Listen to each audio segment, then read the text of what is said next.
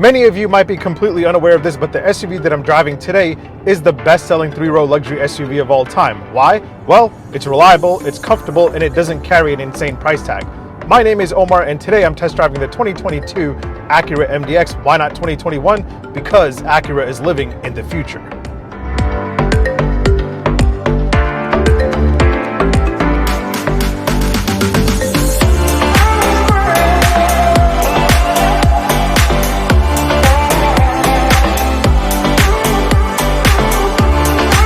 Acura has sold more than 1 million units of the MDX over 20 years, so when it comes to updating something that successful, I'm pretty sure it could be a daunting task. But Acura is not afraid, not at all, because they went as far as updating the MDX from the ground up. So now the MDX isn't just a rebadged Honda Pilot. You see, Acura is moving further and further away from Honda as much as possible. And so the new MDX sits on the brand's exclusive light truck platform that was developed for the Type S, which will come out later this year. That being said, let me give you a tour of the 2022 Acura MDX, and then I'll give you my opinion on what I think about it. But before I do, make sure you hit subscribe, make sure you hit like. All right, let's do this. Now let's do it like we usually do by looking at all of the cool and interesting things that you should know about the 2022 Acura MDX, because this thing has received quite an upgrade. Let's kick things off with one of my favorite things about new Acura models, and that's the graphics and the sounds that you see in the gauge cluster and the infotainment system. When you first unlock your MDX and get inside and close the door, there's a cool little welcome animation with a really cool sound, and when you hit the start button, it'll continue just like that. And then once you're done driving your MDX and you're ready to depart, hit the stop button. You'll have this awesome animation, which sounds like you're departing a spaceship. But it doesn't stop there. As you're circling through your drive modes, you have more animations. Check that out. That's snow. This is comfort. This is normal. And my favorite has to be sport, because it makes me feel like I'm driving the Acura MDX Type S and not the 290 horsepower one. So you know the phrase pass the auxiliary cord or the aux cord? Well, that does not apply here. And that's because the new MDX features something called the social playlist. In the simplest terms, all the passengers in the MDX can hook up to the in-car cabin control, and via the app, they can start sending songs to the social playlist and start putting the tracks into queue. This is a brilliant idea, and honestly, I don't know why no other automaker has thought of it yet, so you won't have a bunch of people fighting over what song plays next on your next road trip. Now, the new MDX makes a big effort to increase comfort and utility inside the cabin, and we'll talk a little bit more about that later, but there are two things that I really want to point out here. The middle part right here in the second row isn't just an armrest and some storage area with a set of cup holders. You can actually lift this up and use it as another seat, making this a 7-passenger SUV. But the cooler part is that you can actually take out the middle seat altogether and leave it at home, so you can have second row captain chairs with a wide pass-through to the third row. Most automakers will actually charge you extra for second row captain chairs, but it's standard here on the new MDX. Now, for the 2022 model year, the Acura MDX also gets increased cargo capacity with an additional 2.3 cubic feet behind the third row and an extra 3.3 cubic feet behind the second row. And you also have a 2-position floor behind the third row, so if you have larger items, you can just remove this piece altogether for some extra space. But the coolest thing is that the lid right here behind the third row is reversible. The thought here is that if you want to load regular items, you can keep this carpet soft side here, but if you're about to load something muddy, dirty, or wet, you can just simply flip it over to this hard plastic side, so it's easier to clean. That's very convenient. All right, so there's a bunch of other interesting stuff in here, so let's do a quick rapid fire session of all the other cool things that you can find in the new MDX. You have Amazon Alexa built right in here. You see this little battery charging logo. Where do you plug things in? Oh, right there. You have a USB-C port and a USB port. That's pretty cool. The new MDX is acting all Siri suggestions up in here with smart shortcuts. The more you use certain items in the infotainment system,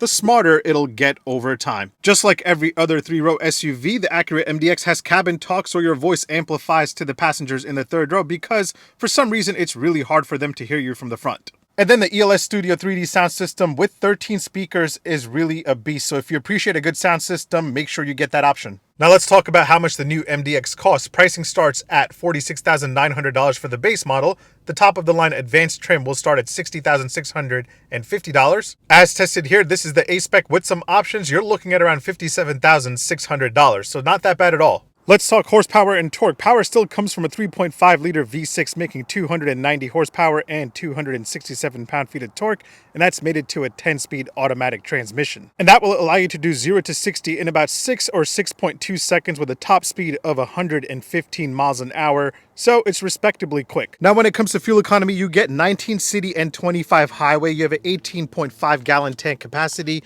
I'm averaging, after a couple days of driving, a total of 14.3 miles a gallon. Not bad. Let's take a look at the exterior design of the new MDX because in my opinion, it looks very stylish. Acura was able to bring this into 2022, without overstyling the heck out of it. When the new MDX pulled up to my house, I honestly thought it looked a little bit smaller than the outgoing model, but it actually measures an extra 2.2 inches in length, and it's also a little bit wider. In my honest opinion, it's definitely one of the best looking SUVs in this segment, and even though it looks a little bit smaller than the outgoing MDX, you still have the same ground clearance of 7.3 inches. I love the front end design quite a bit with the large diamond pentagon grille that has a nice 3D look to it. It definitely took Acura some time to get their grills right, but they finally figured it out. The front end also features a new design to the jewel eye LED headlamps that Acura is well known for, with the chicane daytime running lights, which actually look pretty sharp. I also think the taillights look pretty sharp here. They have a chicane design to them as well, and they look pretty stylish. Now my test model here is the A-spec, so it looks a little bit more sportier than the other MDX trims with a sport appearance package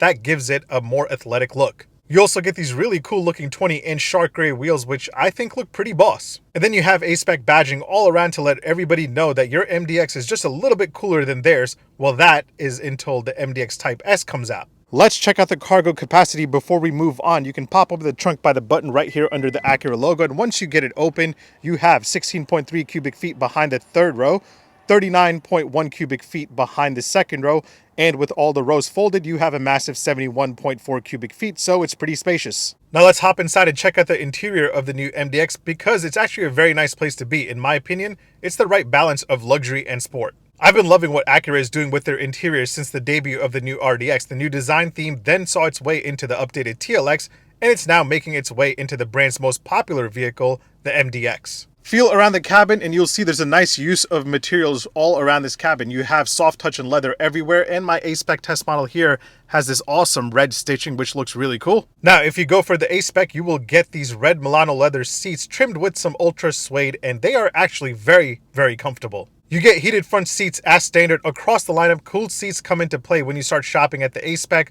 or the advanced level. If you want a heated steering wheel, you'll have to go for the top of the line advanced model. You don't get heated steering on any other trim. But the $3,500 A-spec package will give you this awesome leather wrapped flat bottom steering wheel along with this really cool geometric trim that you see right here. Let's hop in the second row and check out what kind of legroom you're working with. You get 38.5 inches of rear legroom. I'm about 6 foot tall. That's my seating position. I have a good amount of space, not bad at all. You also have your own climate control back here in the second row. If you go for the advanced, you would get heated seats, the buttons of which would be right here. You also get 2 USB ports and a cigarette lighter charger. And you also have manual hater shades, which is pretty dope. Now let's check out what kind of space you're working with in the third row. To get in the third row, you just hit this button right here and the seat will slide forward, giving you a passageway to get into the third row. Once you get back here, you have 29.1 inches. It's really difficult for me to get back here being my height, but I guess it's good for smaller rides and for smaller children, so yeah. By the way, if the second row passenger is a jerk and just leaves you sitting back here without moving their seat, you can just hit the button from right here and the seat will fold forward so you can get out. Let's talk about tech really quick. You have a 12.3-inch digital gauge cluster display. It's nothing too fancy, but it does have a lot of information and it's pretty intuitive. It does have little cool animations when you're circling through the drive modes. I like Sport View the most. It looks really dope. And then you have 2 layouts, including Crafted and Advanced. This one you're viewing right now is Advanced, and this is Crafted. I like Advanced a lot better. As for the center display, this is a 12.3-inch display for the infotainment system. And if you want a deeper dive into this infotainment system, go check out my Acura TLX review. I go into a little bit of detail there, so check that out when you have some time. Overall, it's pretty to use. It does take some time to get used to the touchpad control because this is not a touchscreen, but it is very intuitive once you get used to it. And it's definitely worth mentioning that the new MDX comes standard with wireless Android Auto and wireless Apple CarPlay, so that is a huge plus. Now, before I give you my opinion on how it is to drive the new MDX, let me point out a few random things that I'll have to show all of you. You have 6 cup holders, 2 in the front, then you have 2 in the second row, as long as you don't remove that middle seat, and then you have 2 for the third row passengers, 1 right there and 1 right there. Here are what the keys look like for the 2022 Acura MDX. Not bad. They're smaller and they look pretty solid. Door open and close sound from the outside and from the inside.